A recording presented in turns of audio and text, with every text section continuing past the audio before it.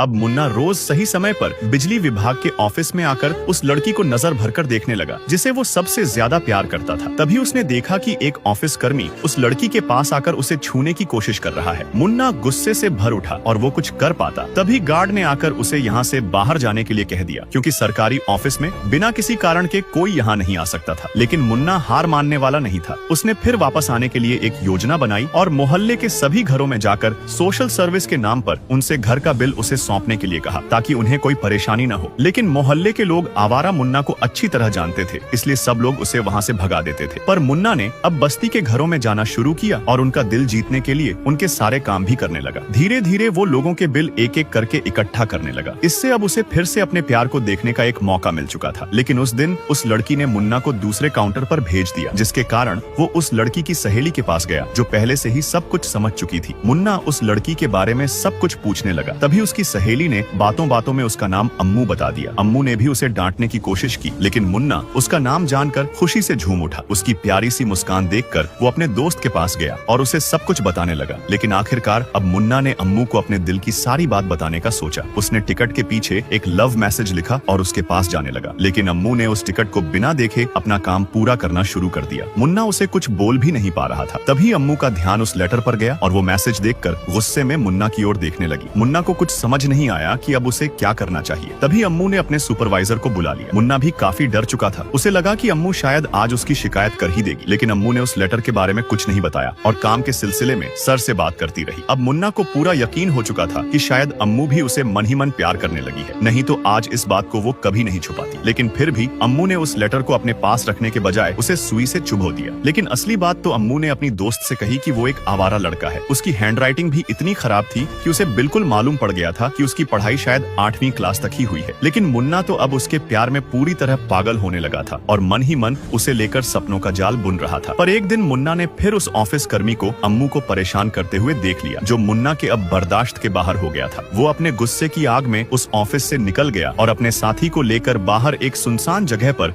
उस कर्मी को बहुत बुरी तरह पीट दिया, जिससे वो ठीक से चल भी नहीं पा रहा था। अब मुन्ना ने अपने पागल प्यार को अम्मू के सामने साबित करने के लिए अपने शरीर पर उसका नाम भी लिख लिया। लेकिन इधर अम्मू को मुन्ना की मारपीट के बारे में सब कुछ मालूम पड़ चुका था और वो मुन्ना को एक आवारा और बेपरवाह लड़के की तरह मान रही थी। वो इससे प्यार करना तो दूर, उसका शक्ल देखना भी पसंद नहीं करती थी। लेकिन मुन्ना पास खड़ा रहकर उसकी सारी बातें सुन लिया था और बस अम्मू की ओर देखता रहा। अगले पार्ट के लिए नीचे कमेंट करें। नेक्स्ट पार्ट जल्दी आएगा।